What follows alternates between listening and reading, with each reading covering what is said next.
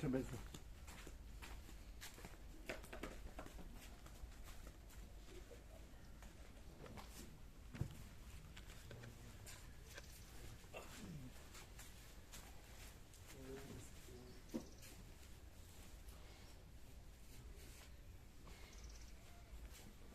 કેમ છે? આનંદ મંગળ. બ્રહ્મ કૃપા હે કેવલમ આનંદ મંગળ. ઓમ ઓમ ઓમ. અરુણ પ્રભુને કીધું હતું કે એમને આવી ગયા? કીધેલું એ આવશે એકાદ દિવસમાં આવવાના એ તો ટકતા નથી. એ તો આવીને ભાગી જાય. ઊભો પડો.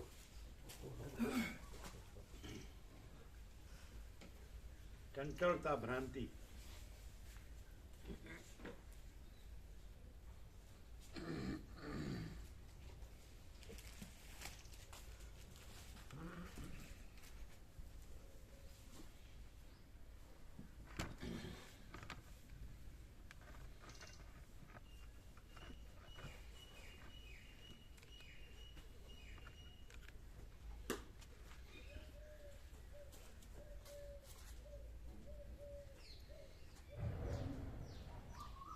એ આવે ને તો તમને ન રહેવા દે કે ચાલો એમ લઈ જવા આવે. એનો સંગ નહીં કરવો, નહીં તો તમે ટકી ન શકો. એનો સંગ કરીને આવો ને એટલે તમારે જવું જ પડે. એની શરત જ હોય કે આપણે હારે આવ્યા તો હારે જવાનું એમ. એ તો સ્થિર નથી.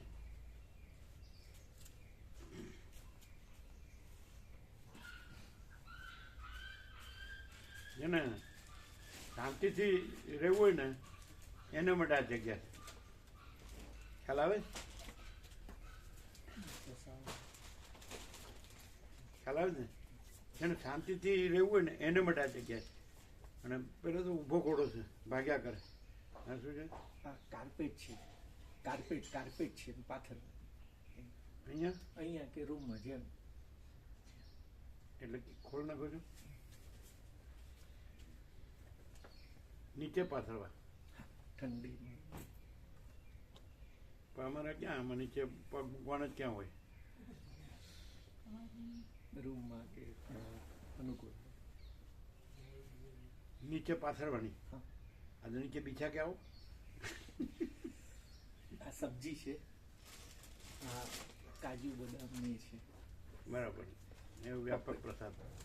અને આમાં શિંગદાણા ને એ બધું છે. એ વ્યાપક પ્રસાદ. આ શાકભાજી છે. આ શું છે? શાકભાજી છે બધું. શાકભાજી શાકભાજી. આ લઈ લેજો શાકભાજી. અને એમાં શિંગદાણા અને ચણા અને બિસ્કીટ છે. હા, વ્યાપક પ્રસાદ. આ પપૈયું છે. આમાં અમારે पैर की साइड बिछाने का, ये साइड है ना? हाँ, मालूम है? मालूम है। नहीं तो अभी है ना, कचरा पोता हो जाए बाद में बिछाएंगे. हाँ, अभी तो चेयर चेयर के ऊपर रखो तो चलेगा. हाँ, है ना? हाँ, ले लो. अब व्यापक प्रसाद में ले लो.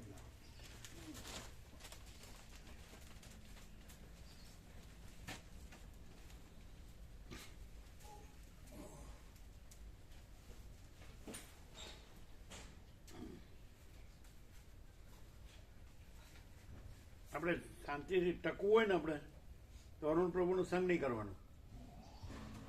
પ્રેક્ટિકલ હો, સમજાય? એને કહ્યું તમે તમારી રીતે જવું. એ તો આવતા નથી ખાસ, આવે તો વયા જાય. આવશે ખરા એક વખત આવે. એક દિવસ માટે કોઈ જોડે આવશે. પણ એ આવ્યા ન કહેવાય. ઉભડક ઉભડક. અમે તો રહેવાના છે. આ તો એનો સંગ નહીં કરવાનો, નહીં તો રહેવા નહીં દે. આપણે સાથે આવ્યા એટલે સાથે જવાનું એવું કરશે.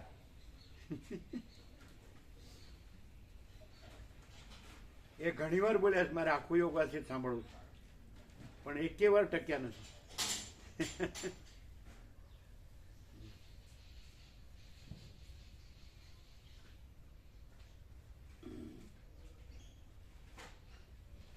એ બસ ફર્યા કરે.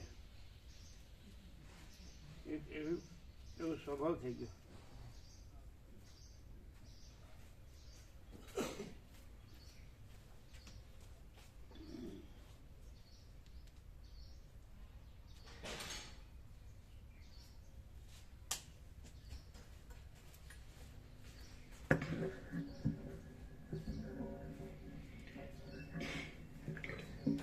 ઓમ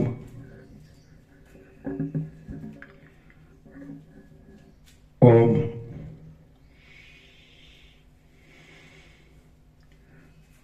પરમ ચિદાકાશ પરમ જ્યોતિ અખંડ જ્યોતિ મહાચિદાકાશ સ્વયં પ્રકાશ સંપૂર્ણ પ્રકાશ પૂર્ણ બ્રહ્મ અનંત તેજઘન અનંત ચિદઘન પરમાકાશ કેવલ અનંત શુદ્ધ તેજઘન પરમાકાશ અખિલાત્મા પૂર્ણ બ્રહ્મ પરમાત્મા પરમ ચિદાકાશ પરમ જ્યોતિ અખંડ જ્યોતિ અનંત પૂર્ણ પરમ ચિદાકાશ પરમ શાંતિ स्वयं सिद्ध स्वयं प्रकाश स्वयं पूर्ण स्वस्वरूप यही सब कुछ है, इसके सिवा कुछ नहीं है। शून्यभास अनंत कोटि महाकल्पो है ही नहीं। महाचिदाकाश स्वयं प्रकाश संपूर्ण प्रकाश महाचिदाकाश ज्योति अनंत अखंड अभेद महाचिदाकाश ज्योति महातत्व महासामान्य महाचिदाकाश स्वसंवेद्य सहज निर्विकल्प महाचिदाकाश परम कैवल्य परम शांति परम चिदाकाश अनंत पूर्ण निरपेक्ष सत्य अनंत संपूर्ण अपरिग्रह निर्भ्रांत निरपेक्ष वशिष्ठ राम उत्पत्ति प्रकरण राउंड 41मो राउंड।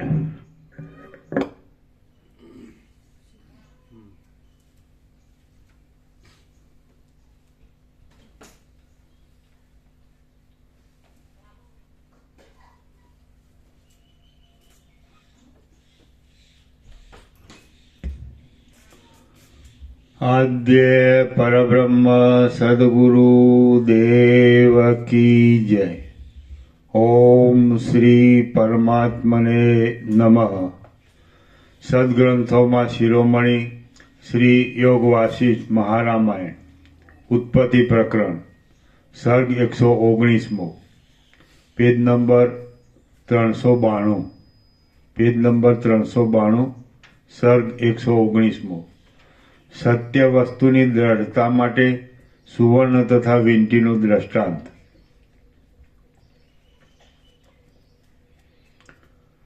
આ 119મા સર્ગમાં માયિક રૂપનું ખંડન કરી આગલા સર્ગમાં કહેલી ભૂમિકામાં એક સત્ય વસ્તુનું દર્શન કરવાનો કેટલીક યુક્તિ કહેવામાં આવશે।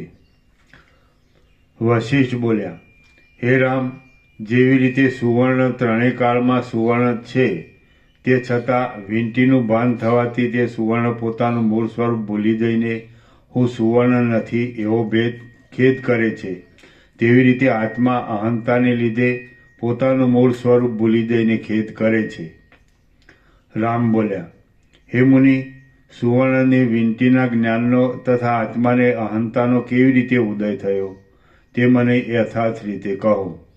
વશિષ્ઠ બોલ્યા, સત્પુરુષે સાચી વસ્તુના ઉદય તથા નાશ વિશે પ્રશ્નો પૂછવા ઘટે છે, પણ તેણે ખોટી વસ્તુના ઉદય તથા નાશ વિશે પૂછવું ઘટે નહીં। અહંતા તથા વીંટીપણું એ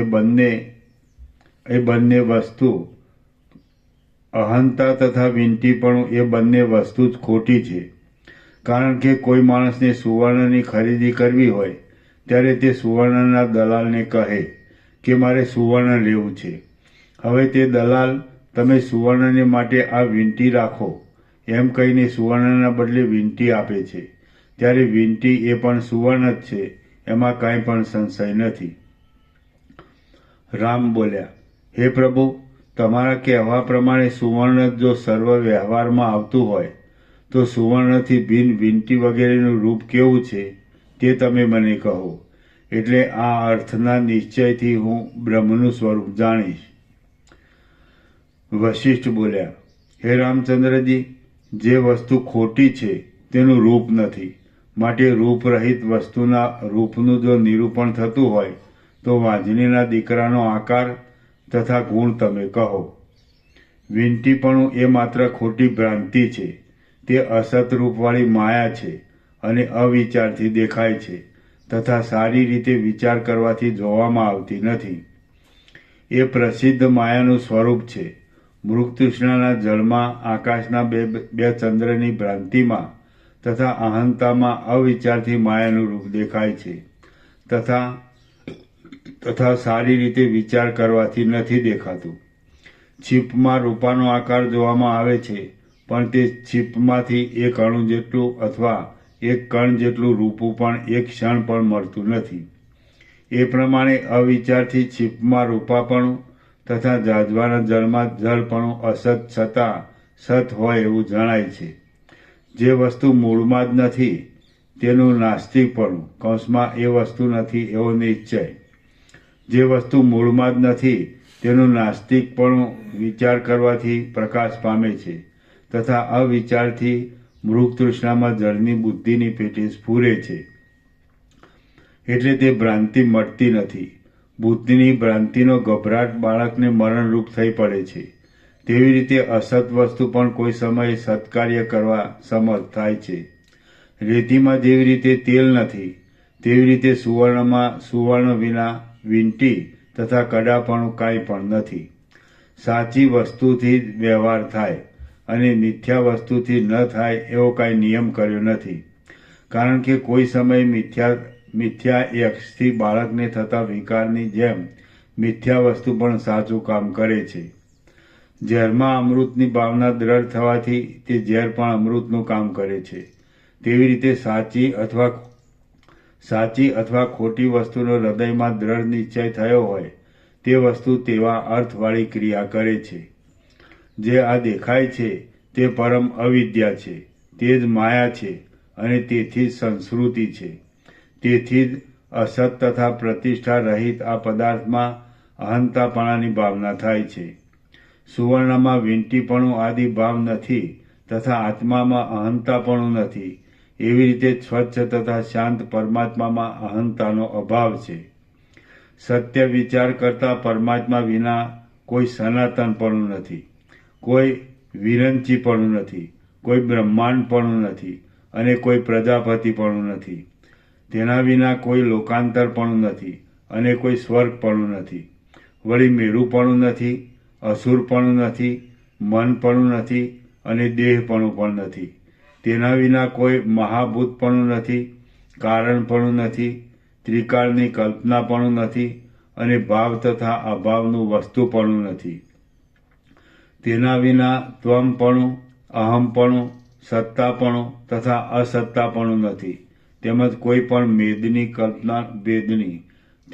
પણ ભેદની કલ્પનાપણું તથા કોઈ વસ્તુમાં રાગ તથા તેથી થતી પ્રીતિપણું નથી. સર્વ જગતનું પારમાર્થિક રૂપ અધિષ્ઠાનની સત્તાથી નિરંતર સન્માત્ર છે, અનામય છે, સ્વયં પ્રકાશ છે. તે નામ રહિત અને કારણ રહિત છે. ઉત્પત્તિ તથા નાશના વિકારથી રહિત છે. મધ્ય તથા અંતથી રહિત છે. સર્વરૂપ નહીં છતાં સર્વરૂપ છે. મન અને વચનથી ગ્રહણ ન થાય તેવું છે. શૂન્યથી પણ શૂન્ય છે અને સુખથી પણ સુખતર છે. રામ બોલ્યા, હવે બ્રહ્મનું સર્વ સ્વરૂપ મારા જાણવામાં આવ્યું, તો પણ આ સર્ગ દ્રશ્ય જગત જોવામાં આવે છે તેનું શું કારણ તે મને ફરીથી કહો. વશિષ્ઠ બોલ્યા, પરમ તત્વ શાંત પરમપદમાં આ જ પ્રમાણે રહેલું છે, પણ તેમાં સર્ગ તથા સર્ગનું નામ પણ કાંઈ નથી. મહાસાગરમાં જળ છે તેવી રીતે પરમેશ્વરમાં સર્ગ રહેલો છે, પણ જળમાં દ્રવપણું હોવાથી તેમાં સ્પંદન ધર્મ છે, ત્યારે પરમાત્માનું પદ સ્પંદ રહિત છે. સૂર્યાદિ પોતાને વિશે પ્રકાશ પામે છે, પણ પરમપદને તે પ્રકાશ કરતા નથી. પ્રકાશ થવો એ સૂર્યાદિનું તત્વ છે, અને પરમપદ છે તે તો પ્રકાશ વગેરે ક્રિયાથી રહિત છે. જેવી રીતે સમુદ્રમાં ઊંચાપણું તથા નીચાપણું નથી, પણ જળ માત્ર સ્ફુરે છે, તેવી રીતે પરમાત્મામાં તત્પરાયણ આ જગત અનેક પ્રકારે સ્ફુરે છે.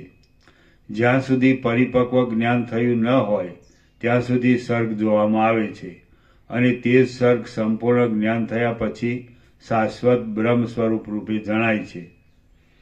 આકાશમાં આકાશાંતર નથી. આકાશમાં આકાશાંતર નથી, તેવી રીતે એક પરમાર્થમાં બીજું પરમાર્થ નથી. આકાશાંતર આકાશાંતર એટલે આકાશ સિવાય બીજું નથી. આકાશાંતર. હા. આકાશમાં આકાશાંતર નથી. અંતર નહીં, આંતર. અંતર. આકાશાંતર. હા. આકાશમાં આકાશાંતર નથી, તેવી રીતે એક પરમાર્થમાં બીજું પરમાર્થ નથી. આથી સર્ગ છે તે બ્રહ્મની સંજ્ઞા છે, એવો વિદ્વાન માણસનો નિશ્ચય છે. ચિત્તથી સર્ગ જોવામાં આવે છે. આથી સર્ગ છે તે બ્રહ્મની સંજ્ઞા છે. આથી સર્ગ છે તે બ્રહ્મની સંજ્ઞા છે, એવો વિદ્વાન માણસનો નિશ્ચય છે. ચિત્તથી સર્ગ જોવામાં આવે છે, અને ચિત્તથી સર્ગનો ક્ષય જોવામાં આવે છે. જેમ કડા વગેરેનો ભ્રમ સુવર્ણમાં શાંત થાય છે, તેવી રીતે સર્ગનો ભ્રમ પરમાત્માના પરમ શાંત પદમાં નાશ પામે છે. ચિત્તની શાંતિ થવાથી સર્ગ જો સત્ય હોય તો પણ અસત્ય જણાય છે, તથા ચિત્તનો ઉદય થવાથી અસત વસ્તુમાં સાચી સત્તા મળે છે. અહંતાથી યુક્ત ચિત્તના સંવેદન વડે સર્ગના સંભ્રમને લીધે ભ્રમણ થાય છે, તથા અસંવેદનથી પરમ શાંત પદ જણાય છે, પણ તે જડપણું નથી એમ તમે સમજો. કારીગરની દ્રષ્ટિએ પુરુષની ચાતુરી તથા ચાતુરીના કર્મની ક્રિયાવાળી માટીની સેના એ માટીરૂપ જ છે, તેવી રીતે જ્ઞાનની દ્રષ્ટિએ અનેક પ્રકારે જણાતો આ સર્ગ શિવરૂપ જ છે. એ પ્રમાણે ઉત્પત્તિ તથા નાશથી રહિત તથા મધ્યમાં દોષથી રહિત આ જગત પરબ્રહ્મરૂપ જ છે, અને પૂર્ણ સ્વરૂપમાં પૂર્ણરૂપે રહેલું છે. જે આ સર્ગ જણાય છે તે બ્રહ્મરૂપ જ અને બ્રહ્મને વિશે રહેલો છે. જેમ આકાશ આકાશમાં વિશ્રાંતિ પામે છે, તેમ શાંત અને શિવરૂપ પરમપદમાં શાંત શિવરૂપ આ જગત વિશ્રાંતિ પામ્યું છે. 9 યોજનના વિસ્તારવાળા નગરનું અરીસામાં પ્રતિબિંબ પડે તેમાં દૂર તથા અદૂરપણું કાંઈ નથી, તેવી રીતે પરમાત્મામાં દૂર તથા સમીપપણાનો ક્રમ નથી. અસતરૂપે તથા સતરૂપે પણ આ વિશ્વ અભ્યુદય પામેલું છે. અભેદરૂપે જોવાથી આ વિશ્વ સતરૂપ તથા ભેદરૂપે જોવાથી અસતરૂપ જણાય છે. આ સર્ગ અરીસામાં પ્રતિબિંબિત નગર જેવો છે, મૃગતૃષ્ણાના જળ જેવો છે, અને 2 ચંદ્રમાના ભ્રમ જેવો છે. તેમાં સત્યતા ક્યાંથી? ઇન્દ્રજાળ કરનાર માણસ માયાનું ચૂર્ણ નાખે, તેથી જેમાં આકાશમાં માયિક નગરની ભ્રાંતિ થાય છે, તેમ સાર તથા આસારરૂપ આ જગત ચિત્તમાં પ્રકાશ પામે છે. જ્યાં સુધી સદવિચારરૂપી અગ્નિથી અવિદ્યારૂપી લતાનો જૂની લતાની પેઠે બળાત્કારે મૂળમાંથી નાશ કર્યો નથી, ત્યાં સુધી તે અવિદ્યા ઘણી શાખાના વિસ્તારથી ગહન તથા અનેક પ્રકારના સુખ દુઃખરૂપ એવા વનને ઉત્પન્ન કરે છે. શ્રી યોગ વાસિષ્ઠ મહારામાયણમાં ઉત્પત્તિ પ્રકરણનો હેમ ઉર્મી ઉપદેશ નામનો સર્ગ 119મો સમાપ્ત. સર્ગ 120મો. લવણ રાજાના સંબંધમાં ચાંડાલીનો વિલાપ. આ 120મા સર્ગમાં લવણ રાજાએ ફરીથી વિંધ્ય પર્વતમાં જઈ પ્રથમ જોયેલું ચંડાળનું સ્થાનક જોયું, તથા ચંડાળની સ્ત્રી કે જે પોતાની સાસુ હતી તેની સાથે તેણે સંવાદ કર્યો એટલું કહેવામાં આવશે. વશિષ્ઠ બોલ્યા, હે રામચંદ્રજી, જેનું સ્વરૂપ મેં તમને સુવર્ણની વીંટીની પેઠે મિથ્યા કહ્યું છે, તે અવિદ્યાનું નાશાત્મક મહત્વ કેવું પ્રબળ છે તે તમે સાંભળો. પ્રથમ વર્ણન કરેલા લવણ રાજાને ઇન્દ્રજાન કરનાર માણસે ચંડાળપણાનો ભ્રમ દેખાડ્યો. એ બધું નજરે જોયા પછી બીજે દિવસે તે રાજાએ પોતે નજરે જોયેલી પૃથ્વીમાં જવાની પ્રવૃત્તિ કરી અને વિચાર કર્યો કે જે અરણ્યમાં મેં દુઃખનો અનુભવ કર્યો છે તે અરણ્ય ચિત્તરૂપી અરીસામાં આલેખાયેલું હોય તેમ મને સ્મરણમાં છે. માટે કદાચ વિંધ્ય પર્વતમાં જવાથી તે અરણ્ય મને પ્રાપ્ત થાય. એ પ્રમાણે મનમાં નિશ્ચય કરીને તેણે પોતાના કારભારી સહિત દક્ષિણ દિશાના માર્ગે પ્રયાણ કર્યું. ફરીથી દિગ્વિજય કરવા નીકળેલો હોય તેમ તે વિંધ્ય પર્વતમાં આવ્યો. પછી જેમ સૂર્યદેવ કૌતુકથી સમગ્ર આકાશમાં ફરે તેમ તેણે પૂર્વ, દક્ષિણ તથા પશ્ચિમ સમુદ્રના કાંઠાના ભાગો પ્રત્યે ફરવા માંડ્યું. ત્યાર પછી એક પ્રદેશમાં તેણે જાણે સામે આવેલી ચિતા હોય તેમ પરલોકની પૃથ્વી જેવું એક મહાન અરણ્ય પોતાની પાસે જોયું. ત્યાં ફરતા ફરતા તેણે પ્રથમ અનુભવ કરેલા સર્વ વૃત્તાંતનો લોકોને પ્રશ્ન પૂછ્યો. તેણે તેની હકીકત જાણી અને તેથી તે વિસ્મય પામી ગયો. ત્યાં રહેનારા પારધી તથા ચંડાળને તેણે ઓળખ્યા અને વિસ્મય પામીને તેણે આકુળ બુદ્ધિથી કુતૂહલપણે ફરીથી ફરવા માંડ્યું. પછી તે એક મહાટવીમાં આવ્યો. ત્યાં ધુમાડાવાળા એક ભાગમાં જે ગામમાં પોતે ચંડાળ બન્યો હતો તે ગામ તેણે નજરે જોયું. તે ગામમાં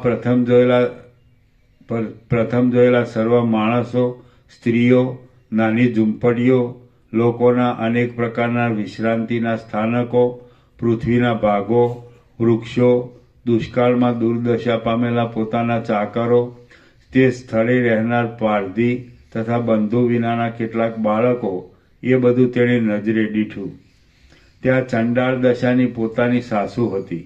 તે બીજી વૃદ્ધ સ્ત્રીઓ કરતાં પણ જ્યારે વધારે વૃદ્ધ હતી અને તેની આંખમાંથી ઉજ્જવળ આંસુની ધારા ચાલી જતી હતી.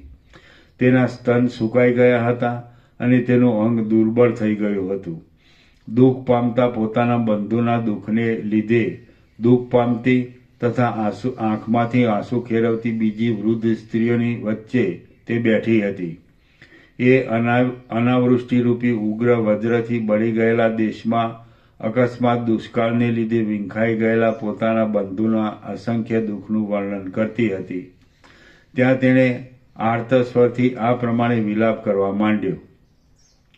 જેના શરીરની પાસે પુત્રો બેઠેલા છે તથા 3 દિવસ સુધી ભોજન ન મળવાથી જેનું અંગ જર્જરિત થયેલું છે, એવી હે મારી પુત્રી, મ્યાનમાં તલવાર પ્રવેશ કરે તેવી રીતે તારા દેહમાં રાજાએ પ્રવેશ કર્યા પછી તે તારા પ્રાણનો કયે સ્થળે ત્યાગ કર્યો? ચણોઠીની માળા પહેરનાર તારો પતિ મેઘ સમાન ઊંચા તાડના ઝાડ પર ચડ્યો હતો. તેણે તેના હાથમાં ફળ લીધા હતા અને ઉતરતા મુશ્કેલી પડવાને લીધે તે ફળ દાંતમાં પકડીને ઉતરતો હતો. તે સમયે હનુમાનનું પણ હાસ્ય કરે એવું તેનું સાહસ હતું. તે મને સાંભળે છે. કદમ, જંબીર, લવંગ તથા ગુંજા એટલે ચણોઠીના ઝાડમાં ફરનાર ઝરખ નામના જનાવરને પણ ભયંકર લાગે એવા અને પુત્રથી પણ અધિક પ્રિય જમાઈના આગમનને હવે ફરીથી હું ક્યારે જોઈશ? એ મારો જમાઈ જ્યારે પોતાના મુખમાં માંસ ગ્રહણ કરીને તેનું ચરવણ કરતો હતો તે વખતે દાઢી મૂછને લીધે તમાલના જેવા શ્યામ મુખભાગ ઉપર જે શોભા થતી હતી તે શોભા કામદેવના મુખ ઉપર પણ થતી નથી. પુષ્પના ગુચ્છ સહિત રહેલી તમાલની વેલને વાયુ જેમ વનમાં હારી જાય તેમ યમુના નદીના વર્ણ જેવી કાળી મારી પુત્રીનું તેના પતિ સહિત યમરાજા હરણ કરી ગયા. ચણોઠીની માળાને ધારણ કરનારી, ઊંચા શરીરના ભાગમાં સુંદર સ્તનવાળી, વાયુથી શોભતા કાજલના જેવા ચપળ વર્ણવાળી, પાંદડારૂપી વસ્ત્રને ધારણ કરનારી તથા બોર અને જાંબુના જેવા દાંતવાળી હે મારી પુત્રી, તારે માટે હું ઘણો ખેદ કરું છું. ચંદ્ર સરખી કાંતિવાળા હે રાજપુત્ર, શુદ્ધ અંતઃકરણમાં વિલાસ કરનારી બીજી સ્ત્રીઓનો ત્યાગ કરીને તે મારી પુત્રીની સાથે પ્રીતિ બાંધી, અને તે પ્રીતિ પણ સ્થિર રહી નહીં. સંસારરૂપી નદીના સુંદર તરંગરૂપ અને બીજા માણસો તરફથી ઉપહાસ ઠેકડીને પાત્ર એવી ક્રિયાના વિલાસ વડે તે શું નિંદિત કામ ન કર્યું? કેમ કે તું રાજા હોવા છતાં ચંડાળ કન્યામાં આસક્ત થયો.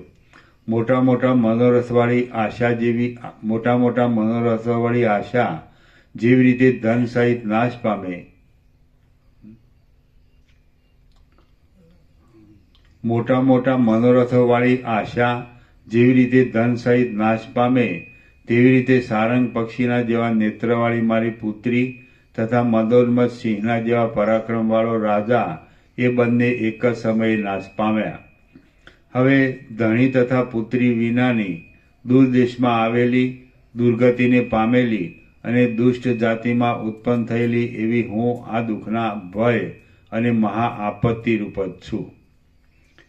નાથ વિનાની હું નીચના અપમાનથી ઉત્પન્ન થયેલા ક્રોધનું તથા ભૂખને લીધે હેરાન થતા બાળકની ભૂખ મટાડી શકાતી નથી.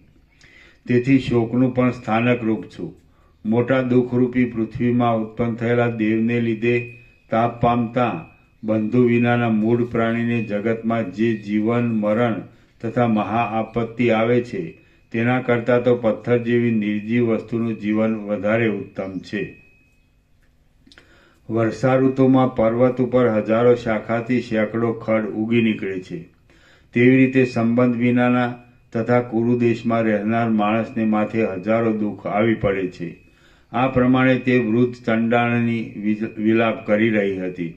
ત્યારે રાજાએ તેને તેની સખી દ્વારા ધીરજ આપી અને કહ્યું કે આ સ્થળે શું થયું હતું? તારી પુત્રી કોણ હતી તથા તારો જમાઈ કોણ હતો? એટલે આંસુ ભરી આંખવાળી તે સ્ત્રીએ ઉત્તર આપ્યો કે પુષ્પ સઘોષ એવું આ ગામનું નામ છે. આ ગામમાં ચંડાળ જાતિનો મારો પતિ હતો. તેને ચંદ્ર સમાન એક પુત્રી હતી. વનમાં રહેનારી કોઈ ગરીબ ગધેડીને જેમ ખુલ્લા મોઢાવાળો મધનો ઘડો પ્રાપ્ત થાય તેમ મારી તે પુત્રીને દૈવયોગથી આ સ્થળે આવેલો ચંદ્ર સમાન કાંતિવાળો એક રાજા પતિ રૂપે પ્રાપ્ત થયો હતો.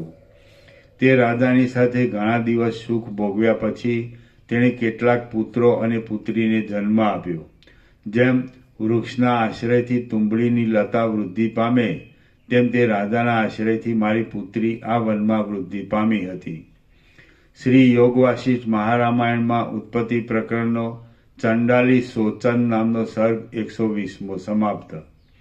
સર્ગ 121મો લવણ રાજાનું સમાધાન.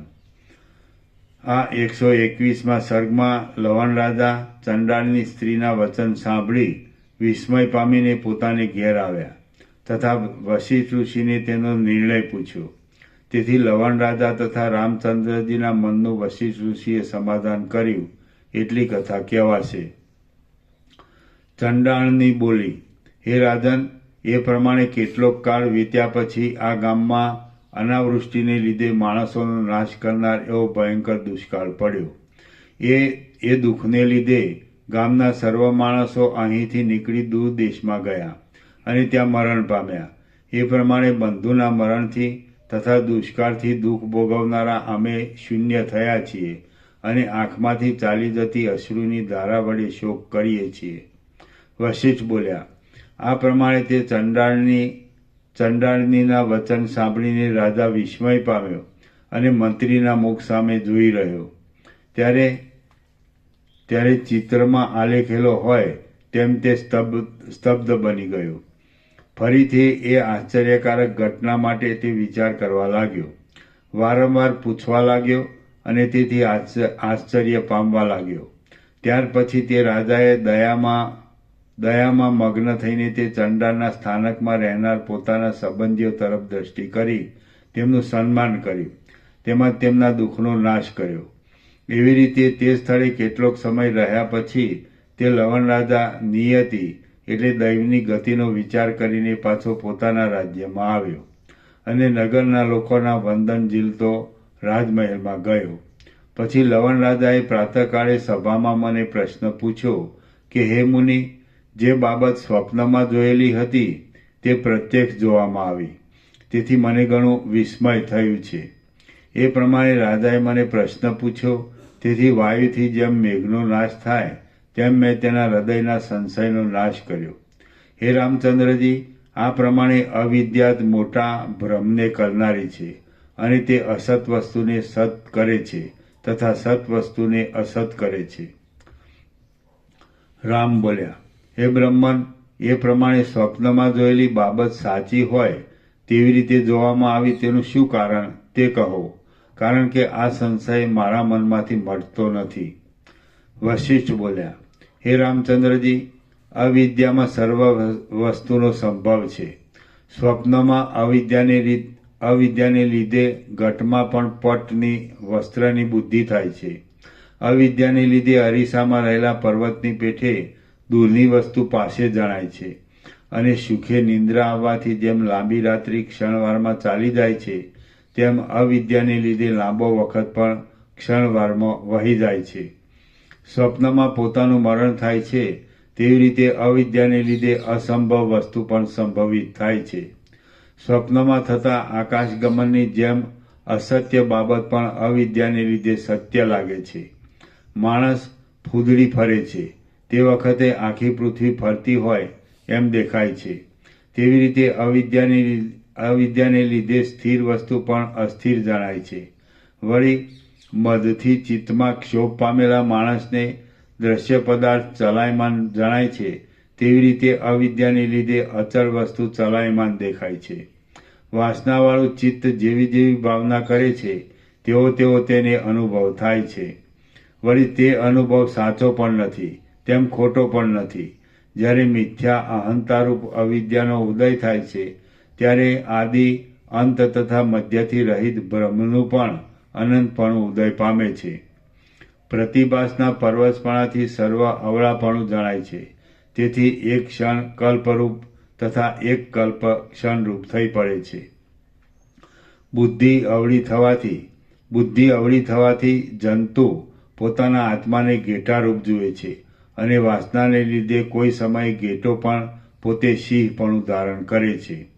અવિદ્યા વિષમ ભ્રમ ઉત્પન્ન કરનારી છે. મોહ અને અહંતા વગેરે પણ ભ્રમને ઉત્પન્ન કરનારા છે. એ પ્રમાણે અવિદ્યા તથા તેથી થયેલા મોહ અને અહંતા આદિ એ સર્વ ચિત્તના અવળાપણારૂપી ફળ સંપત્તિના કારણરૂપ છે.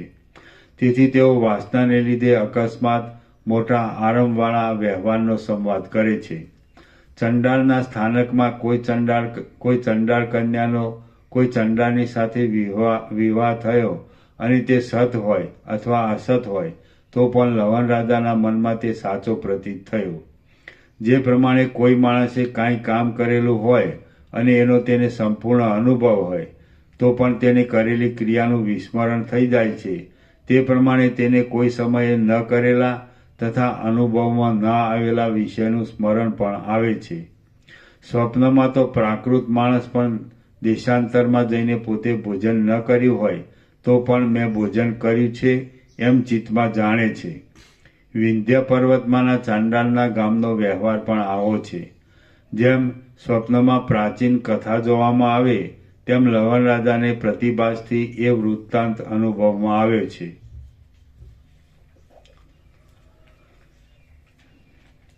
અથવા લવણ રાજાએ સ્વપ્નમાં જે વિલાસ જોયો હતો અથવા લવણ રાજાએ સ્વપ્નમાં જે વિભ્રમ જોયો હતો તે જ વિભ્રમ વિંધ્ય પર્વતમાંના ચંડાળના ચિત્તમાં પ્રાપ્ત થયો.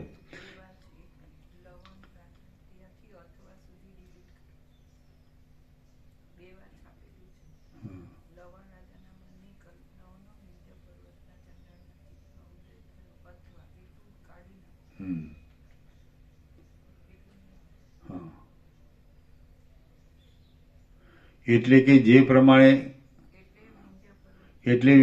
વિંધ્ય પર્વતના ચંડાળની કલ્પનાનો લવણ રાજાના ચિત્તમાં ઉદય થયો.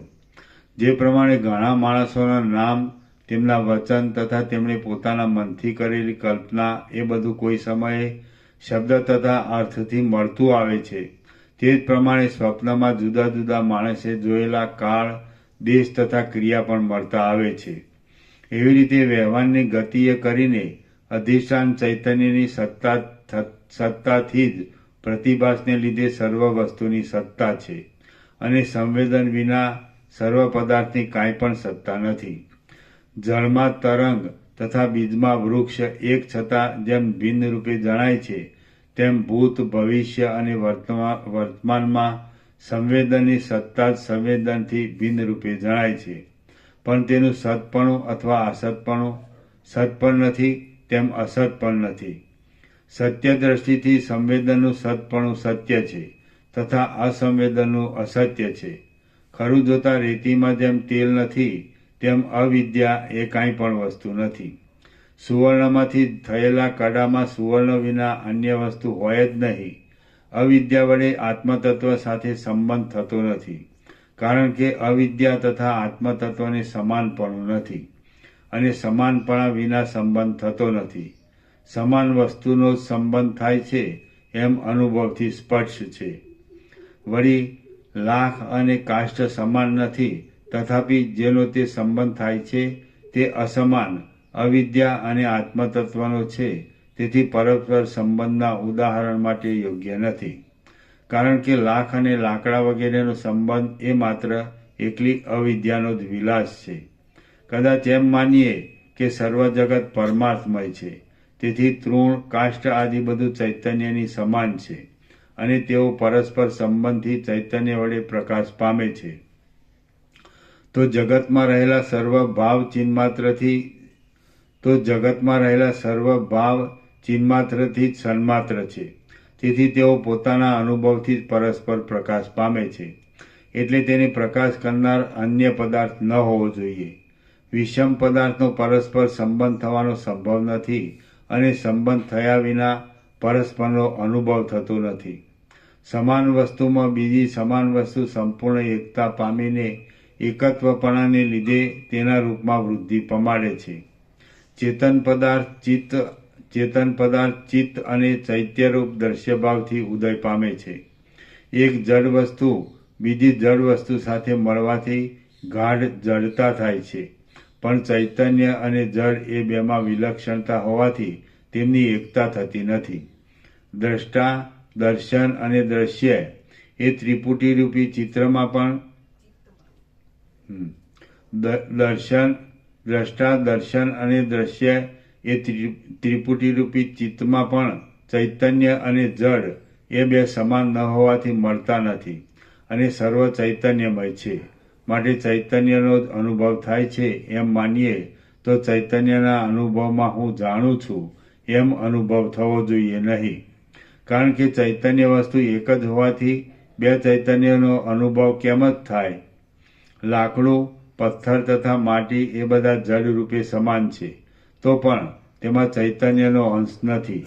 તેથી એ બધા જડ પદાર્થો એક સાથે મળવાથી તેમાંથી ઘરરૂપી જડ પદાર્થોનો અનુભવ થાય છે, પણ તેમાંથી ચૈતન્યનો અનુભવ થતો નથી. તેમજ જીહવા અને રસ એ બંને જળરૂપે સમાન હોવાથી તેના સમાગમથી જળરૂપ રસનો અનુભવ થાય છે. એ પ્રમાણે સમાન વસ્તુના સંબંધથી સમાન વસ્તુનો અનુભવ થાય છે, પણ જડ અને ચેતન એ બે અસમાન હોવાથી તેનો સંબંધ ઘટતો નથી. પથ્થર વગેરે જડ નથી એમ માનવામાં આવે તો પથ્થર ભીંતરૂપી ચૈતન્ય પરમાર્થથી એકપણાને પામે છે, ત્યારે તે દ્રષ્ટા અને દ્રશ્ય વગેરે ભ્રમ ઉત્પન્ન કરે છે. વળી કાષ્ઠ અને પાષાણ વગેરે પરમાર્થમય છે, તે છતાં તેનો આ ઘર છે એવા ભાવે કરી જે સંબંધ દેખાય છે તે માત્ર કાષ્ઠ, પાષાણ વગેરેના કલ્પિત રૂપ વડે દેખાય છે. ખરું જોતા તો અનંત બ્રહ્મનું સ્વરૂપ છે તે જ સર્વ પ્રકાશમય છે. ખરું જોતા તો અનંત બ્રહ્મનું સ્વરૂપ છે તે જ સર્વ પ્રકાશમય છે. માટે હે શ્રેષ્ઠ તત્વવેત્તા, આ વિશ્વ બ્રહ્મમય છે એમ તમે જાણો. આ જગત મિથ્યા છે એમ માનવું એ જ ચૈતન્યનો ચમત્કાર છે. તેથી આ વિશ્વ ભ્રમથી ભરપૂર નથી તો પણ લાખો ભ્રમથી ભરપૂર જણાય છે. માણસના કલ્પેલા પુરુષો પરસ્પર સ્ફૂરતા નથી અને દેશકાળને અટકાવ કરતા નથી. તે જ પ્રમાણે સર્ગો વિશે સ્થિતિ છે.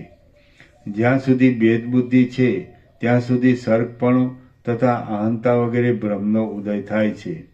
સુવર્ણનું જ્ઞાન મળ્યા પછી કળા વગેરેનો ભ્રમ થાય છે, પણ સુવર્ણમાં કળા વગેરે ભ્રમ માત્ર છે, કારણ કે એક દેશમાંથી બીજા દેશમાં પણ તેમાં સુવર્ણની સત્તા છે.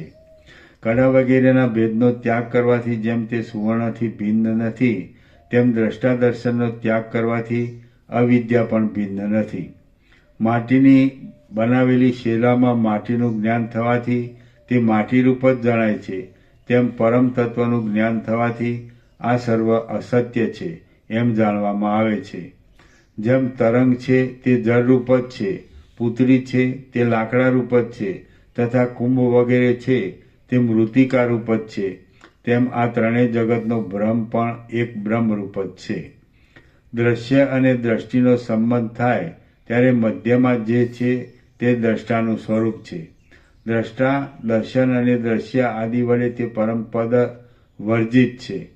જ્યારે ચિત્ત એક દેશમાંથી બીજા દેશમાં જાય છે ત્યારે મધ્યમાં એક દેશનો ત્યાગ કર્યા પછી બીજા દેશમાં ગયા પહેલાં જડતા વિનાનું તથા જ્ઞાનના મનરૂપ ચિત્તનું જે સ્વરૂપ છે તે રૂપ થઈને તમે સર્વદા રહો. જાગ્રત, સ્વપ્ન તથા નિદ્રાથી રહિત તમારું જે સનાતન ચિત્તવૃત્તિથી રહિત અને અજડ રૂપ છે તે રૂપ થઈને તમે સર્વદા રહો. તમે સમાધિમાં હો અથવા વ્યવહાર કરતા હો ત્યારે શિલા જેવું જે ચૈતન્ય ઘનરૂપ હૃદય છે તે રૂપ થઈને તમે સર્વદા રહો. કોઈ પણ માણસને કોઈ પણ વસ્તુનો ઉદય પણ થતો નથી, તેમ લય પણ થતો નથી. માટે તમે સમાધિ દશામાં તથા વ્યવહાર દશામાં સ્વસ્થપણે પરમાર્થ દ્રષ્ટિને અનુસરો. દેહને વિશે કોઈ પણ આત્મા કાંઈ ઈચ્છા પણ કરતો નથી, તેમ દ્વેષ પણ કરતો નથી. માટે તમે શંકાનો ત્યાગ કરીને સ્વસ્થપણે રહો અને દેહની ભ્રાંતિમાં પડો નહીં. ભવિષ્યમાં થનારા સાંસારિક વ્યવહારમાં જેવી રીતે વ્યવસાય થતો નથી, તેવી રીતે વર્તમાન વ્યવહારમાં મિથ્યાત્વ દ્રષ્ટિ રાખો અને સત્ય સ્વરૂપ બ્રહ્મભાવને પ્રાપ્ત થઈને ચિત્તવૃત્તિમાં રહો નહીં. જેવી રીતે દેશાંતરમાં રહેલો માણસ પાસે ન હોવાથી કાર્યમાં ઉપયોગ નથી, તેમજ કાષ્ઠ અને પાષાણ વગેરે પાસે હોય તો પણ તે અચેતન હોવાથી કાર્યમાં ઉપયોગી નથી. તેવી જ રીતે ચિત્તને પણ તમે જુઓ, કારણ કે આત્મ સ્વરૂપ વડે અચિતપણું એ જ વિદ્વાનને અનુભવ સિદ્ધ છે. પાષાણમાં જેમ જળ નથી અને જળમાં જેમ અગ્નિ નથી, તેમ પોતાના દેહમાં પણ ચિત્ત નથી, તો પરમાત્મામાં ચિત્ત કેમ જ હોય? જે વસ્તુ નજરે જોવામાં આવતી નથી તે વસ્તુ જે કાર્ય કરે છે તે કર્યું એ ન કર્યા બરાબર છે. માટે ચિત્તથી પર થઈને રહેવું. જે માણસ અત્યંત જળરૂપ એવા ચિત્તને અનુસરીને રહે છે તે શા માટે પોતાની પાસે રહેનાર મલેચ્છને અનુસરીને નથી રહેતો? માટે તમે નિરંતર ચિત્તરૂપી ચંડાળનો અનાદર કરો અને માટીની કરેલી પ્રતિમાની જેમ સ્વસ્થ તથા શંકા રહિત થઈને રહો. ચિત્ત છે જ નહીં અથવા છે તો મૃતરૂપ છે એવો નિશ્ચય કરીને તમે શિલાની પ્રતિમાની પેઠે નિશ્ચળ થઈને રહો. વિચાર કરવાથી ચિત્ત છે નહીં, માટે તમે તત્વતઃ ચિત્ત રહિત છો, તો પણ તમે મિથ્યા ચિત્ત વડે શા માટે ખેદ પામો છો? ચિત્તરૂપી અસત્ય યક્ષે જે પુરુષને વશ કર્યા છે તેમની મૂળ બુદ્ધિમાં ચંદ્રમાંથી અગ્નિ ઉત્પન્ન થયેલો છે. માટે તમે ચિત્તનો દૂરથી ત્યાગ કરી દો. જે રૂપે તમે છો તે રૂપે તમે સ્થિર થાઓ અને પરમ યુક્તિ વડે તમે ભાવનાથી યુક્ત થઈને રહો અને તમે ભાવનાથી મુક્ત થઈને રહો. ચિત્ત અસત્ય છતાં સત્ય લાગે તેવું છે. જે મનુષ્ય તેને અનુસરીને રહે છે તેઓ તો આકાશને મારવાના કામમાં કાળક્ષેપ કરનારા મૂઢ માણસો છે. તેમને ધિક્કાર હો. માટે તમે પ્રથમ તત્વબોધમાં કુશળતા મેળવીને મંદ રહિત થઈને રહો અને તત્વબોધથી નિર્મળ આત્માવાળા થઈને સંસારના પારને પામીને રહો. મેં મનરૂપી મેલ મેળવવા માટે ઘણો લાંબો વખત વિચાર કર્યો, તો પણ નિર્મળ આત્મામાં મનરૂપી મેલની મને પ્રાપ્તિ થઈ નહીં. શ્રી યોગવાસિષ્ઠ મહારામાયણમાં ઉત્પત્તિ પ્રકરણનો લવણ રાજાનું સમાધાન નામનો સર્ગ 121મો સમાપ્ત. સર્ગ 122મો જ્ઞાન ભૂમિના ઉદયનો ક્રમ. જ્ઞાન ભૂમિકાના ઉદયનો ક્રમ. આ 122મા સર્ગમાં પ્રથમ જ્ઞાન ભૂમિકાના ઉદયનો ક્રમ તથા ત્યાર પછી રામચંદ્રજીને શોક તથા મોહ વગેરેનો નાશ કરીને જ્ઞાન આપ્યું એટલું કહેવાશે. વશિષ્ઠ બોલ્યા, હે રામ, જગતમાં પ્રથમ જન્મ થતાની સાથે જ પુરુષે પોતાની વિકાસવાળી બુદ્ધિથી સત્સંગ પરાયણ થઈને રહેવું. નિરંતરના પ્રવાહમાં પડેલો તથા અવિદ્યારૂપી નદીમાં તણાતો માણસ શાસ્ત્ર તથા સજ્જનના સમાગમ વિના તરવાને સમર્થ થતો નથી. શાસ્ત્ર અને સજ્જનના સમાગમથી વિવેકને લીધે અમુક વસ્તુનો ત્યાગ કરવો જોઈએ તથા અમુક વસ્તુનું ગ્રહણ કરવું જોઈએ એવો વિચાર પુરુષને ઉત્પન્ન થાય છે. તેથી તે પુરુષ શુભેચ્છા નામની પહેલી જ્ઞાન ભૂમિકાને પ્રાપ્ત થાય છે. ત્યાર પછી તે વિવેકને લીધે વિચારણા નામની બીજી ભૂમિકાને પામે છે. ત્યાર પછી સારા જ્ઞાનને લીધે વાસનાનો સારી રીતે ત્યાગ કરવાથી તે માણસનું મન સંસારની ભાવનામાંથી ઓછું થાય છે. આથી તનુમાનસા નામની ત્રીજી યોગ ભૂમિકામાં આવાય છે. જ્યારે યોગીને સારી રીતે જ્ઞાનનો ઉદય થાય છે ત્યારે સત્વાપત્તિ નામની ભૂમિકાને પમાય છે. એ ભૂમિકામાં આવ્યા પછી જ્યારે વાસનામાં ન્યૂનતા થાય છે ત્યારે તે અસંગશક્ત કહેવાય છે અને તેથી કર્મફળ વડે તેને બંધન થતું નથી.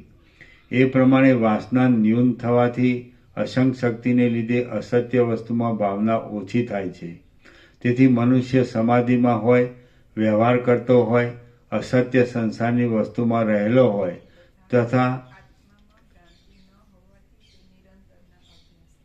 તથા આત્મામાં ભ્રાંતિ ન હોવાથી તે નિરંતરના અભ્યાસને લીધે સ્નાન, ભોજન વગેરે કર્મ કરતો હોય તો પણ તેમાં તેની વાસના હોતી નથી.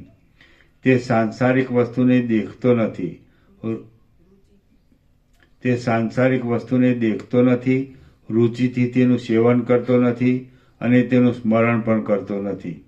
માત્ર બાળકની જેમ સૂઈને ઉઠેલાની પેઠે સ્નાન, ભોજન આદિ પરેચ્છાથી કર્તવ્ય કર્મ કરે છે.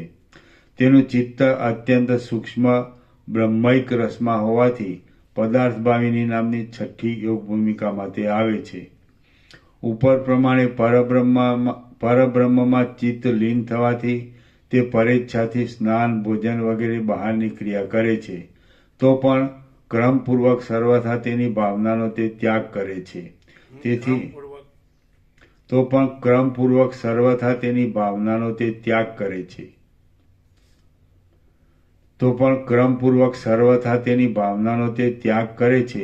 તેથી તુર્યગા નામની સાતમી યોગ ભૂમિકામાં આવે છે અને તે જીવન મુક્ત કહેવાય છે. જીવન મુક્તની દશા થયા પછી પ્રાપ્ત થયેલી વસ્તુને માટે આનંદ થતો નથી તથા અપ્રાપ્ત વસ્તુને માટે શોક થતો નથી. કેવળ શંકા માત્રનો ત્યાગ કરીને જે સમયે જેની પ્રાપ્તિ થાય તેને તે અનુસરીને રહે છે. હે રામચંદ્રજી, તમે પણ જાણવાની વસ્તુ જાણી લીધી છે તથા સર્વ ભાવમાંથી તમારી આ વાસના પણ ઓછી થયેલી છે. તમે શરીરથી બહાર સમાધિમાં રહો અથવા શરીરમાં રહો, લોકમાં વ્યવહાર કરો, પણ હર્ષ શોક પામો નહીં, કારણ કે તમારું નિર્મળ આત્માનું સ્વરૂપ છે. હે રામચંદ્રજી, તમે આત્મારૂપ, સ્વયં પ્રકાશ, નિર્મળ, સર્વ સ્થળે રહેનારા તથા સર્વદા ઉદયવાળા છો. માટે સુખ, દુઃખ તથા જન્મ, મરણ વગેરે કેમ જ ઘટે? માટે સુખ, દુઃખ તથા જન્મ મરણ તમને કેમ જ ઘટે? તમે બંધુ રહિત છો, તે છતાં બંધુના દુઃખને માટે શા સારું શોક કરો છો? અદ્વિતીયપણે રહ્યા પછી આત્માને વિશે બાંધવ કોણ છે દેશકાળને લીધે માત્ર દેહમાં પરમાણુનો સમૂહ જોવામાં આવે છે અને આત્માનો ઉદય પણ નથી તથા લય પણ નથી. તમે અવિનાશી છો, તથાપિ હું નાશ પામું છું એમ ધારી શા માટે ખેદ કરો છો? કારણ કે મૃત્યુ રહિત તથા સ્વચ્છ સ્થાનકરૂપ આત્મામાં વિનાશ છે જ નહીં. જેવી રીતે એક ગળાનો નાશ થવામાં ઘટાકાશનો નાશ થતો નથી, તેવી રીતે શરીરનો નાશ થવાથી આત્માનો નાશ થતો નથી. મૃગ તૃષ્ણારૂપી નદીનો નાશ થવાથી જેમ તડકાનો નાશ થતો નથી, તેવી રીતે દેહનો નાશ થવાથી આત્માનો નાશ થતો નથી. ઈચ્છા માત્રનો ઉદય થાય છે, તેમાં તમે અંતઃકરણમાં નિરર્થક ભ્રાંતિ શા માટે રાખો છો? તમે અદ્વિતીય છો, માટે એવી કઈ બીજી વસ્તુ છે કે જેને માટે આત્મા ઈચ્છા કરે? હે રાઘવ, આ જગતમાં આત્મા વિના સાંભળવાનું, સ્પર્શ કરવાનું, જોવાનું, સ્વાદ લેવાનું તથા સૂંઘવાનું કાંઈ પણ નથી. જેમ આકાશમાં શૂન્યતા રહેલી છે, તેમજ સર્વશક્તિના ઉત્પત્તિ સ્થાનક રૂપ વ્યાપક અને રૂપરહિત આત્મા વિશે આ જગતની સર્વ શક્તિઓ રહેલી છે.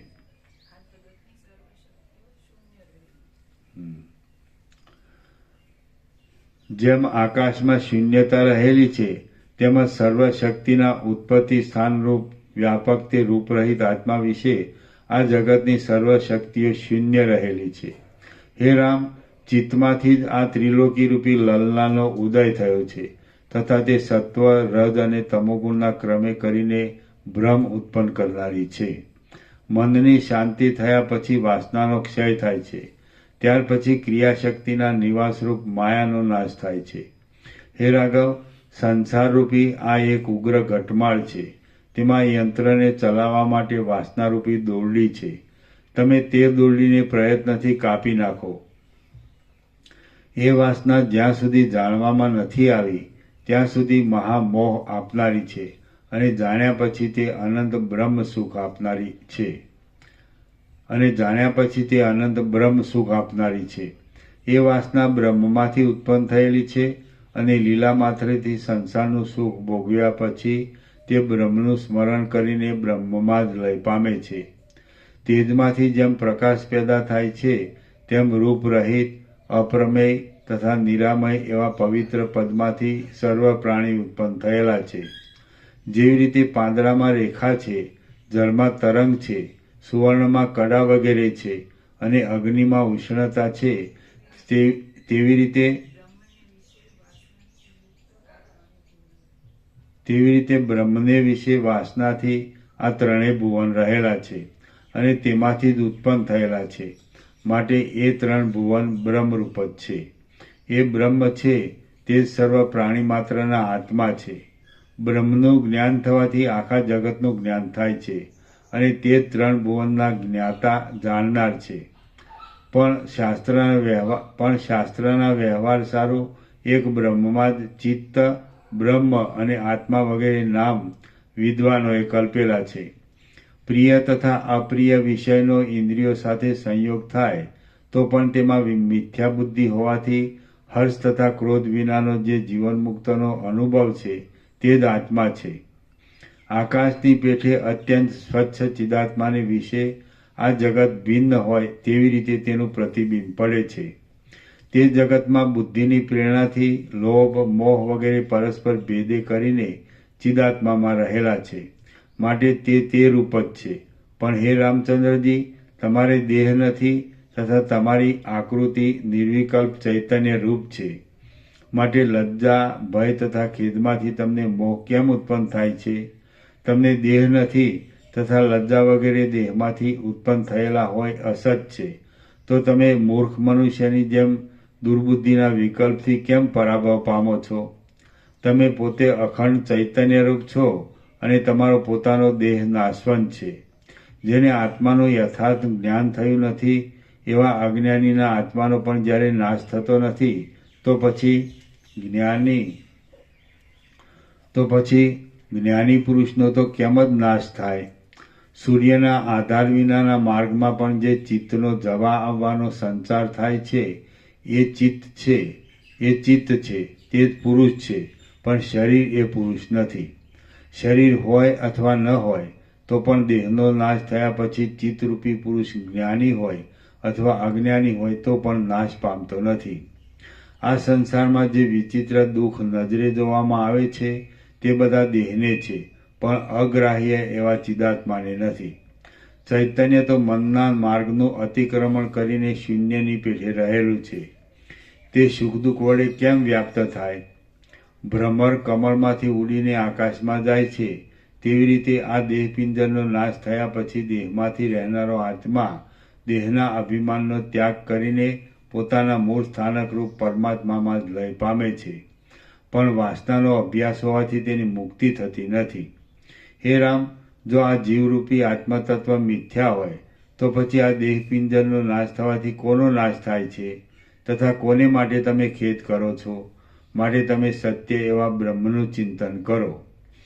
મોહ કૌંસમાં ભ્રાંતિથી થયેલા અસત દેહ વગેરે મોહની ભાવના કરો નહીં. ઈચ્છા રહિત તથા નિર્મળ આકૃતિવાળા આત્માને કંઈ પણ ઈચ્છા થતી નથી. અરીસામાં પ્રતિબિંબ પડે તેવી રીતે સાક્ષીભૂત, સમાન, સ્વચ્છ તથા નિર્વિકલ્પ ચિદાત્મામાં આ જગતનું પ્રતિબિંબ પડે છે. સારા મણીમાં જેવી રીતે કિરણ દેખાય છે તેવી રીતે સાક્ષીભૂત, સમાન, સ્વચ્છ તથા નિર્વિકલ્પ ચિદાત્મામાં આ જગત દેખાય છે. દર્પણને તથા પ્રતિબિંબને ઈચ્છા ન હોવા છતાં પણ તેઓનો પરસ્પર સંબંધ જેમ થાય છે તેમ આત્મા તથા જગતનો આ જગતમાં ઈચ્છા વગર જ સંબંધ થાય છે. તેને લીધે ભેદ અભેદની વ્યવસ્થા કરવામાં આવે છે.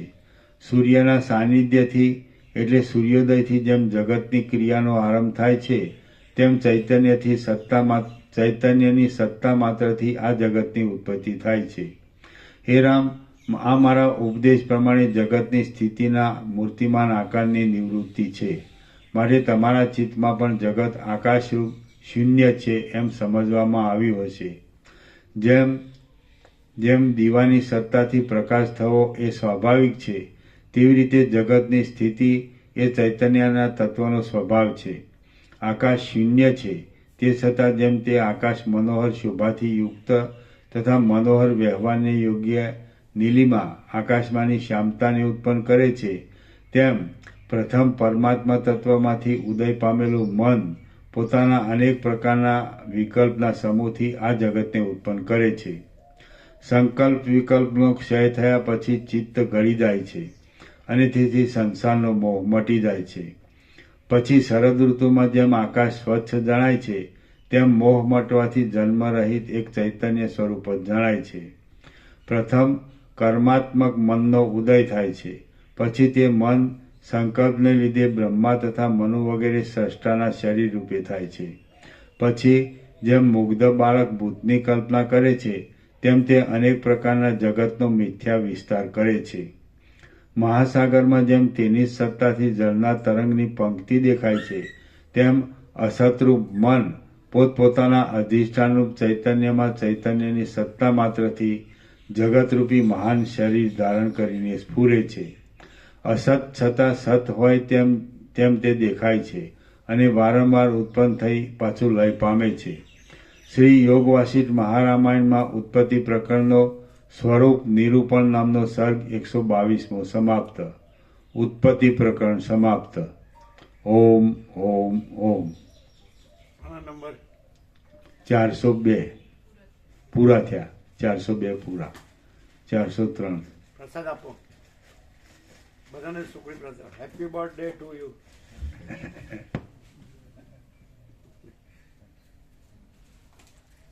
આજે તમારે જવાનું ને?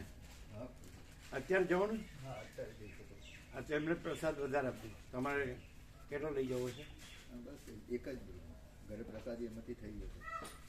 ના, એવું ન ચાલે. જ્યારે ઘરમાં કેટલા જણ છો? ઘરમાં બ્રહ્મ કૃપા હી કેવલમ આનંદ મંગલ. ઓમ ઓમ ઓમ. Happy birthday to you. કેટલા જણ છો? 4 જણ છે. 4. એમને 5 પીસ આપો. ચલો ઉભા થો ફટાફટ.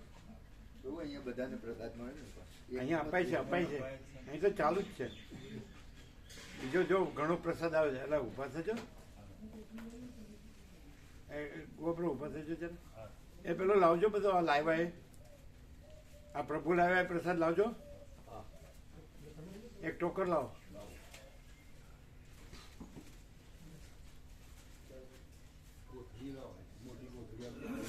બધાને કોથળી આપો.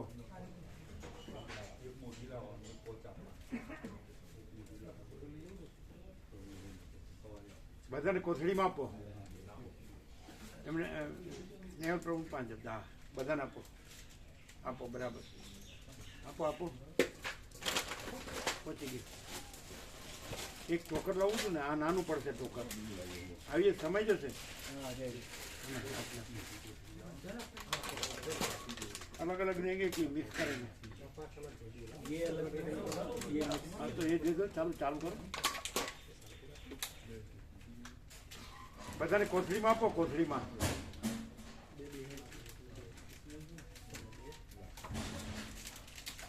નેહલ પ્રભુને 5 પીસ આપજો. એમને મોટી કોથળી આપી હતી ને. આ પછી લઈ લે. અરે કમાલ છે. એક જ મોટી કોથળી અપાય.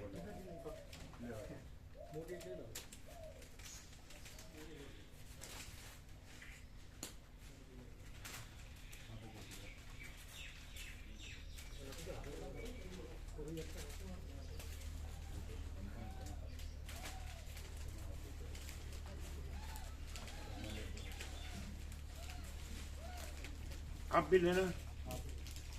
ये लोग भी जो है वो सबको दो.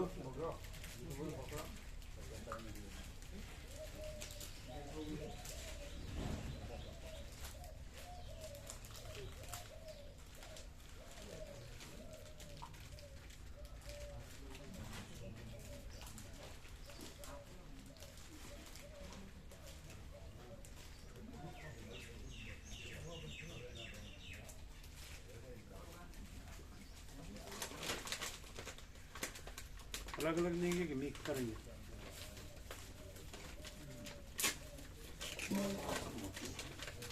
तो लगे नहीं है, लगे नहीं.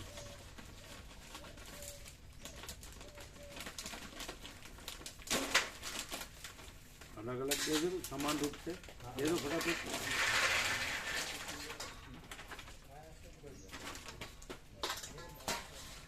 मिक्स करेंगे तो अलग अलग देंगे. अलग अलग दो. अलग अलग. हाँ देने लगो फटाफट. अरे उसको तोड़ने का नहीं, पहले वो दे दो.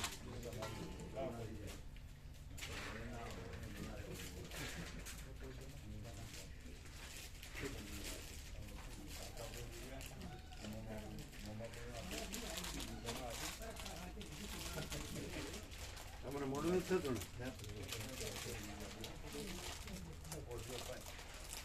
चप्पू है ना, चप्पू था ना.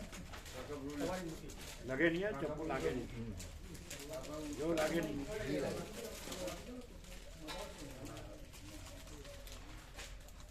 ખાલી કરી દો ને.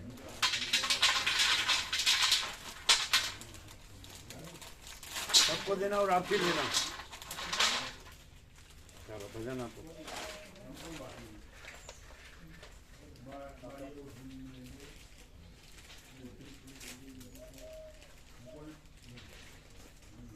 તમારામાં લેજો.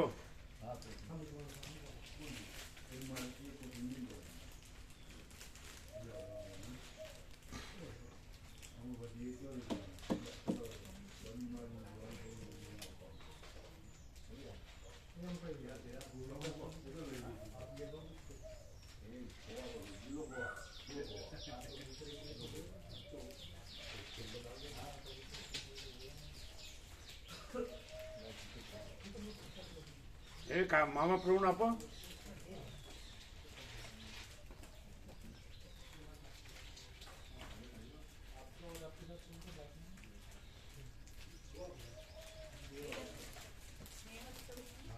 એ કોઈ રહી ના જાય. આપ ભી લેના.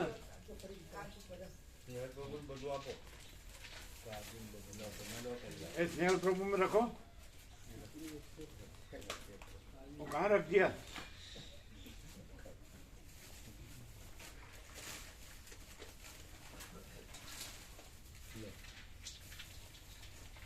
फिर आप भी लेना हाँ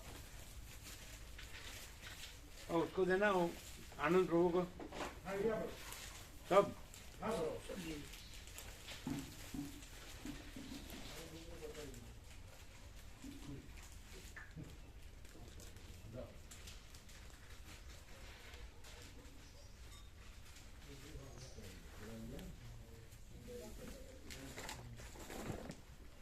એ કાકા પ્રભુને આપ્યું બધું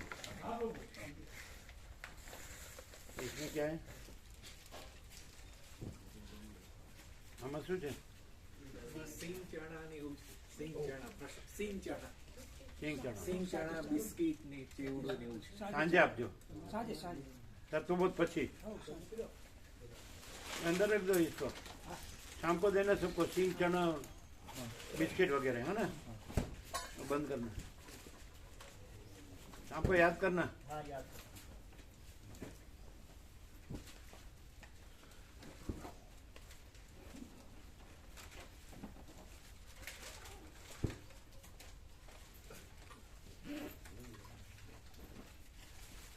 और जो भी रहा वो सब देना હા પ્રભુ.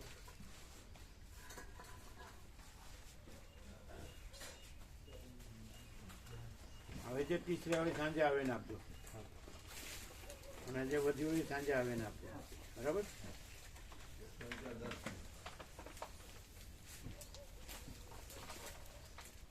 હમણાં તમારી સાથે રાખજો હા. એટલે એમને જે પૂછવું હોય પૂછે હવે પૂછવા જેવું રહ્યું નથી વશિષ્ઠ ભગવાને બધો પ્રકાશ ફૂલ કરી દીધો અનંત ચૈતન્ય પ્રકાશ અનંત ચૈતન્ય શાંતિ ભ્રાંતિ છે જ નહીં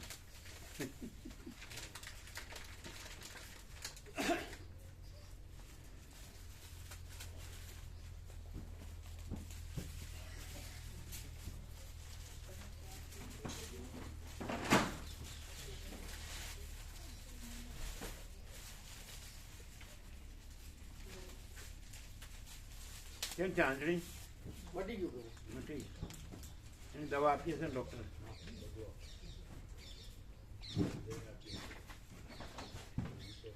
કેમ છે તમારે એમને કેમ છે એમ ટ્રીટમેન્ટ ચાલુ છે હા ચાલુ પ્રભુ. દવા ચાલુ દવા ચાલુ. પેનથી આમ રાહત છે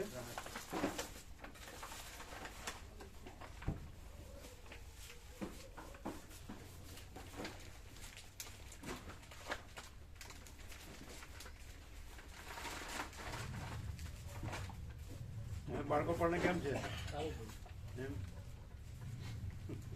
રમે છે હવે first class. ફૂલ મસ્તીમાં રહે ફૂલ મસ્તીમાં રહે. એમ એ ફૂલ મસ્તી એ જ બ્રહ્માનંદ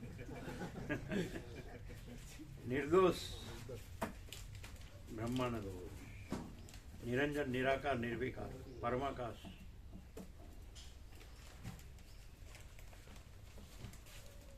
आपने लिया सब प्रसाद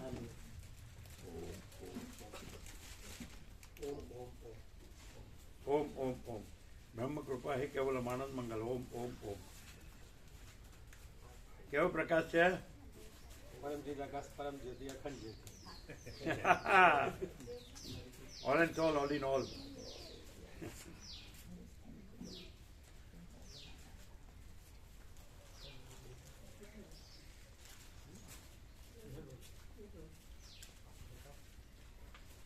હમણાં તો આજે છો કે જવાનું છે કાલે સવારે. કાલે સવારે.